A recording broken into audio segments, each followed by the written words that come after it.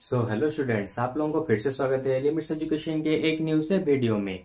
तो जैसा कि आप लोग जानते ही हैं कि अभी हमारा चल रहा है क्लास 9 का नंबर सिस्टम वाला चैप्टर, जिसमें कि मैं आपको बहुत सारे कॉन्सेप्ट के बारे में समझा चुका हूं कि रेशनल नंबर क्या होता है, इरेशनल नंबर क्या होता है। रेशनल नंबर सिस्टम ने हमने यानी कि नंबर सिस्टम को हमने कितने सारे पार्ट्स में डिवाइड किया, ये सभी कुछ मैं इसके प्रीवियस वाले सारे वीडियोस में समझा चुका हूं। ओके, तो आज की इस वाले वीडियो में हम लोग क्या करेंगे, एक्सरसाइज 1.1 के जितने भी सारे चारों क्वेश्चन हैं उन चारों क्वेश्चन को एक एक करके कवर अप करेंगे। ओके, और उसके साथ साथ मैं बहुत अच्छे से बताऊंगा कि तुम्हें वहां पे आंसर को क्या लिखना है और कैसे लिखना है। ठीक है, तो चलो देखो, सबसे पहले क्या लिखा है एक्सरसाइज 1.1 के क्वेश्चन में, और ये वाला मैं जो समझा रहा हूं ये तुम्हारा सिलेबस यानी कि एनसीईआरटी के सिलेबस जो लास्ट ईयर चेंज हुआ है उसी के मुताबिक न्यू बुक से मैं तुम्हें समझा रहा हूं, और ये न्यू बुक का ही एक्सरसाइज 1.1 है। ओके, तो अभी हमारा जो भी सारे 9 क्लासेस के समझाए जाएंगे वो सब न्यू सिलेबस के हिसाब से ही समझाए जाएंगे। ठीक है, तो देखो यहाँ पे क्या दिया है, एक्सरसाइज 1.1 में पहला वाला क्वेश्चन दिया है, इज जीरो और रैशनल नंबर। क्या जीरो एक रैशनल नंबर होगा? तो आंसर क्या होगा, yes, zero is a rational number. Answer खत्म। और थोड़ा सा देखो, यहाँ पे सेकंड वाला क्वेश्चन भी इसी के अंदर पूछा है, can you right it in the form p by Q. क्या तुम जीरो को पी बाई क्यू के फॉर्मेट में लिख सकते हो, जहां पे पी एंड क्यू इंटीजर्स होंगे, उसके साथ क्यू जीरो के साथ इक्वल नहीं होगा। ऐसा लिख सकते हो जीरो को, यानी कि तुम्हें जीरो को फ्रैक्शन के जैसा लिखना है, लिख सकते हो।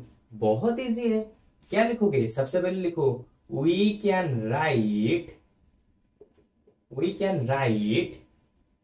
Zero in the form p by q. अच्छा देखो, इसको तो मैंने लिख दिया, we can write zero in the form p by q. Zero को हम पी बाई क्यू के फॉर्मेट में लिख सकते हैं, लेकिन कैसे लिखेंगे? मैं अगर लिखता हूं 0/1 तो इसका आंसर क्या हो गया, 0। अगर मैं लिखता हूं 0/2 इसका आंसर क्या हो गया, 0। अगर मैं लिखता हूं 0/-5 तो इसका आंसर क्या हो गया, 0। तो देखो, इन सभी जगह पे मैंने जीरो को फ्रैक्शन में लिख के दिखा दिया, यानी कि पी बाई क्यू के फॉर्मेट में लिख के दिखा दिया। यहां पर भी मैंने जीरो को पी बाई क्यू के फॉर्मेट में लिख के दिखा दिया। यहां पर भी मैंने जीरो को पी बाई क्यू के फॉर्मेट में लिख के दिखा दिया। और इन सभी जगह पे जो हमने कंडीशन उसने क्वेश्चन में दिया था कि क्यू कभी भी जीरो नहीं होना चाहिए, तो देखो क्यू कहीं पर भी जीरो नहीं है, यानी कि डिनोमिनेटर कहीं पर भी जीरो नहीं है। ओके, और एक चीज भी याद रख लो, जीरो के साथ चाहे किसी भी नंबर को डिवाइड करो, किसी भी कितने भी बड़े नंबर हो, यहां पे आंसर हमेशा जीरो ही आता है। ओके, ये बात चीज बहुत ही अच्छे से अपने दिमाग में डाल लो। जीरो के अंडर में किसी भी नंबर को रखोगे, यहां पे आंसर जीरो ही आएगा। ठीक है, तो पहले वाले क्वेश्चन का ये होगा आंसर जो मैंने लिख के बता दिया। ठीक है, इसमें आपको कुछ भी मॉडिफाई करने की जरूरत नहीं है, इसी को लिखो, आंसर आ जाएंगे, यानी कि मार्क्स मिल जाएंगे। ओके, अच्छा नंबर 2 में क्या दिया है, देखो ये तो बहुत ही सिंपल है। कैसे, find 6 rational number between 3 and 4। तो 3 और 4 के बीच में तुम्हें क्या चाहिए, कितने रैशनल नंबर चाहिए, 6 रैशनल नंबर चाहिए। एक छोटा सा कॉन्सेप्ट यहाँ पे याद रखो, जो कि मैं पिछले वाले वीडियोस में ऑलरेडी बता चुका हूं, कि दो नंबर्स के बीच में अनलिमिटेड, जिनको हम काउंट नहीं कर सकते, उतने सारे रैशनल नंबर होते हैं, लेकिन हमें बस यहाँ पे बस 6 रैशनल नंबर को ढूंढना है जो इसके अंदर होंगे। ओके, अब तुम पूछोगे सर कैसे करेंगे, सिंपल सी चीज है, तुम क्या करो, इसके साथ एक 10 को मल्टीप्लाई करो, एक 10 को डिवाइड करो, कितना आएगा, 30/10। सेम चीज यहां पर करो, 4 के साथ एक 10 को मल्टीप्लाई करो, एक 10 को डिवाइड करो, कितना आएगा, 40/10। अब तुम पूछोगे सर 10 को क्यों मल्टीप्लाई डिवाइड किया, अरे ये इसका प्रोसेस है। जिन दोनों नंबर्स के बीच में तुम्हें रेशनल नंबर को फाइंड करना है, उस नंबर के साथ एक बड़े से नंबर को मल्टीप्लाई और डिवाइड कर दो। यहां पे चाहो तो तुम 100 ले सकते हो, यहां पे चाहो तो तुम 5000 बाय 5000 ले सकते हो। 10 की जगह यहां पे मैंने 10 लिया तो तुम 10 की जगह 3, 5, 7, 8, 9, 10, 12, ठीक है, इस तरह से किसी भी नंबर को तुम लिख सकते हो। लेकिन कंडीशन ये है इससे थोड़ा सा बड़ा रखना, क्योंकि जैसे कि मैंने 10 को मल्टीप्लाई किया तो देखो मेरे लिए आंसर थोड़ा सा इजी आएगा। ओके, लेकिन तुम अपने हिसाब से किसी भी नंबर को इसके साथ मल्टीप्लाई डिवाइड कर सकते हो और इसके साथ मल्टीप्लाई डिवाइड कर सकते हो। अब तुम बोलोगे सर इस तरह से तो आंसर चेंज हो जाएगा। नहीं होगा। क्यों नहीं होगा? देखो, अगर मैं 10 से यहां पे देखो 3 से इसको कैंसिल कर दूं, बचा कौन? 3/1, ये आ गया 3। तो देखो इसको सॉल्व करने पर भी आंसर वही 3 ही आ रहा है, अलग आंसर नहीं आ रहा। तो इसका मतलब हमने 3 को बस दूसरे तरीके से लिखा, लेकिन 3 का वैल्यू यहां पे कुछ भी चेंज नहीं हुआ है। ओके, तो यहां पे आ जाएगा 30/10। बस सिंपल सा मेथड है। क्या करो, जिन दोनों नंबर्स के बीच में तुम्हें रेशनल नंबर को फाइंड करना है, उसी नंबर के साथ किसी एक नंबर को, बड़े से नंबर को मल्टीप्लाई करो, फिर डिवाइड करो। उसमें भी सेम नंबर को रखना है। कंडीशन ये है, यहां पर जिसको मल्टीप्लाई डिवाइड करोगे यहां पर भी उसी को मल्टीप्लाई डिवाइड करना पड़ेगा। ठीक है, तो लो ये दोनों बड़े बड़े नंबर मिल गए। तो इन दोनों के बीच में बस हमें 6 रेशनल नंबर चाहिए। तो 30/10 के बाद कौन आता है? 31/10, फिर 32/10, फिर 33/10, फिर 34/10, फिर 35/10। देखो इसने हमें कहा था कितने? 6 चाहिए। 1, 2, 3, 4, 5, 5 मिल गए। एक और लिख देते हैं, 36/10। इसके आगे और भी है, 37/10 होगा, 38/10 होगा, लेकिन इसने 6 दिया है तो मैं 6 पर ही एंड कर दूंगा, आगे लिखने की जरूरत नहीं। क्योंकि किसी किसी क्वेश्चन में 10-15 कुछ भी दिए हो सकते हैं। 10-15 रेशनल नंबर को निकालो तो वहां पे तुम्हें और भी लिखना पड़ेगा। ठीक है, और एक चीज और भी याद रख लो, क्योंकि यहां पे तुम अपने हिसाब से नंबर को मल्टीप्लाई डिवाइड करोगे अपने हिसाब से, तो यहाँ पे आंसर भी अलग अलग आएगा। ठीक है, अब तुम बोलोगे सर आंसर कैसे अलग अलग आता है? अरे मैंने पहले ही बताया था, दो नंबर्स के बीच में हमेशा अनलिमिटेड, जितना तुम काउंट नहीं कर सकते उतने सारे रैशनल नंबर होते हैं। ठीक है, इसलिए मैं यहाँ पे जो लिख रहा हूं वो भी सही है, और तुम अलग नंबर से जो आंसर निकालोगे वो भी सही होगा। ठीक है, अच्छा अब चलते हैं, ये तो 1, 2 खत्म हो गए। अब चलते हैं नंबर 3 और 4 की तरफ। ठीक है, तो सबसे पहले मैं इसको इरेज करके क्वेश्चन को लिख देता हूं। अच्छा देखो, तीसरे वाले नंबर में सेम टू सेम एक और क्वेश्चन दिया है, जहां पे पूछा है 5 रैशनल नंबर तुम्हें यहाँ पे ढूंढने हैं, किसके बीच में? 3/5 और 4/5 के बीच में।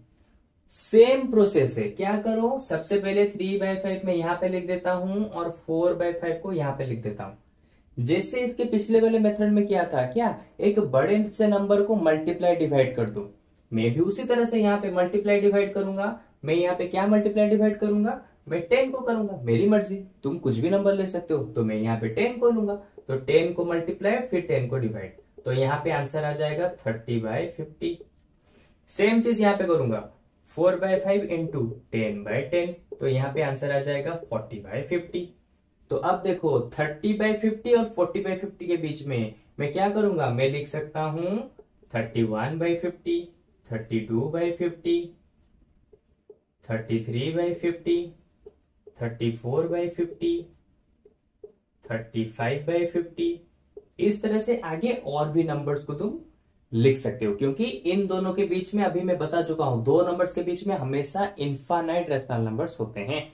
और ये आंसर भी वैरी करेगा, क्योंकि अगर तुम दूसरा नंबर यहाँ पे मल्टीप्लाई डिवाइड करोगे तो यहां पर भी आंसर अलग ही आएगा।